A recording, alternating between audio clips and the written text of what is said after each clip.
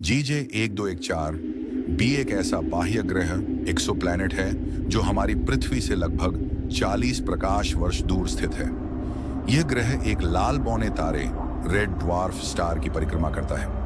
वैज्ञानिक इस ग्रह को मिनी नेपच्यून कहते हैं क्योंकि इसका आकार और संरचना हमारे सौर मंडल के नेपच्यून से कुछ मिलती जुलती है, लेकिन यह आकार में उससे छोटा है और इसमें कई अनोखी विशेषताएं हैं जो इसे बेहद खास बनाती हैं। यह ग्रह हमारी पृथ्वी से करीब 2.7 गुना बड़ा है।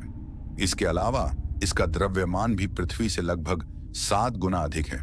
इससे पता चलता है कि यह ग्रह काफी भारी है, लेकिन इसका घनत्व हमारी पृथ्वी की तुलना में कम है, जो संकेत देता है कि यह पूरी तरह से चट्टानी नहीं है। इसका घनत्व डेंसिटी काफी कम है, जो बताता है कि GJ1214 बी केवल चट्टानों से नहीं बना है। इसके अंदर गैस और वाष्प का एक मोटा आवरण थिक गैसियस एनवेलोप मौजूद है। वैज्ञानिक मानते हैं कि यह ग्रह एक मिश्रित दुनिया है, न पूरी तरह गैसीय और न ही पूरी तरह ठोस, जो इसे मिनी नेपच्यून के रूप में वर्गीकृत करती है। GJ1214 भी अपने तारे के बेहद करीब परिक्रमा करता है।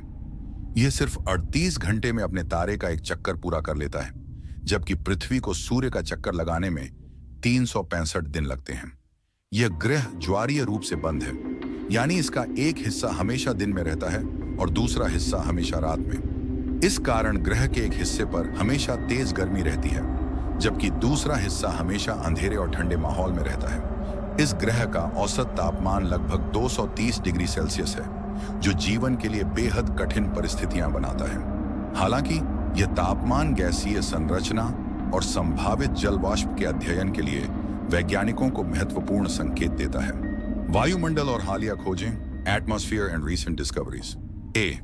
पुराना वाटर वर्ल्ड सिद्धांत शुरुआती वर्षों में जब हबल स्पेस टेलीस्कोप ने इस ग्रह का अध्ययन किया, तो वैज्ञानिकों ने अनुमान लगाया कि यह ग्रह एक वाटर वर्ल्ड हो सकता है। इसका मतलब यह था कि इसके वायुमंडल में पानी की भाप की मात्रा बहुत ज्यादा है और ग्रह पर किसी न किसी रूप में बड़ी मात्रा में पानी मौजूद हो सकता है। नई सुपरवीनस खोज James Webb space telescope JWST के हालिया अध्ययन ने पुराने सिद्धांत को चुनौती दी है। JWST के आंकड़ों के अनुसार इस ग्रह का वायुमंडल काफी धुंधला है। इसमें कार्बन डाइऑक्साइड CO2 की मात्रा बहुत ज्यादा पाई गई है।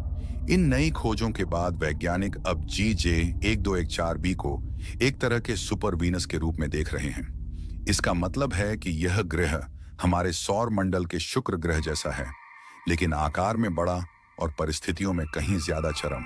GJ1214b हमारे लिए सिर्फ एक ग्रह नहीं, बल्कि एक प्रयोगशाला जैसा है, जहां हम ग्रहों की संरचना, उनके वायुमंडल और जीवन की संभावनाओं को बेहतर तरीके से समझ सकते हैं।